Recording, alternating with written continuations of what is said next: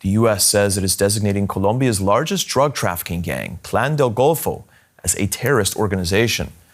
The Trump administration has used the same designation to justify controversial military strikes on alleged drug boats in the Caribbean. The decision comes as Clan de Golfo is discussing a possible deal with leftist Colombian government of President Gustavo Petro, who wants to bring 6 decades of armed conflict to an end. And talks in Qatar have focused on prison terms for leading clan members, as well as demobilization of their members. Jeremy McDermott is co-director of Insight Crime. That's a non-profit think tank and media organization specializing in organized crime in Latin America and the Caribbean. And he joins me now from Medellin in Colombia. Jeremy, welcome. The U.S. says it's designating this organization, Clan de Golfo, as a terrorist organization. What real-world consequences would that have? Ever since President Trump took office in January, he's added a series of criminal groups to the foreign terrorist list. Started with Mexico, moved to Venezuela, and now we're in Colombia.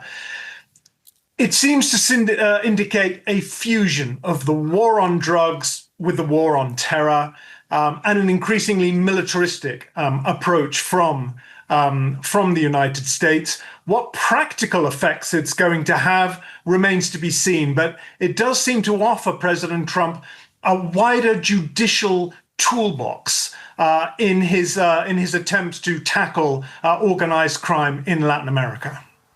What does this mean for American relations with Colombia, which have not been very positive lately?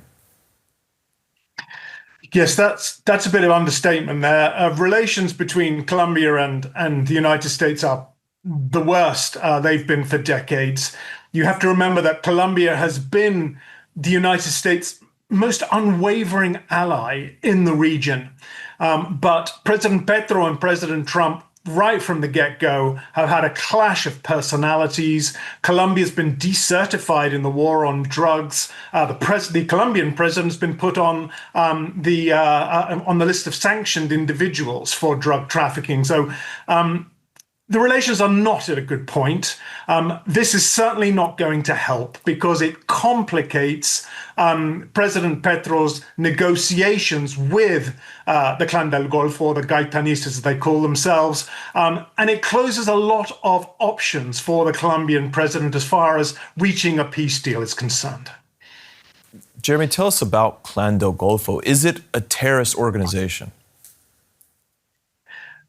No, it's a drug trafficking organization, one of the most powerful, probably the most powerful one in Colombia.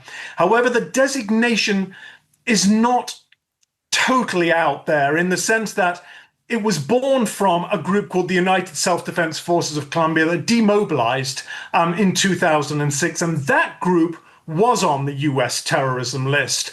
However, the placing of the group on the terrorist list at the moment opens all sorts of questions. This group is not a political one. It is a purely criminal one, extremely involved in drug trafficking, not only to the United States, but to Europe. And it's in a very aggressive expansion mode at the moment. All right, that's Jeremy McDermott from the think tank Insight Crime in Medellin. Jeremy, thank you, as always.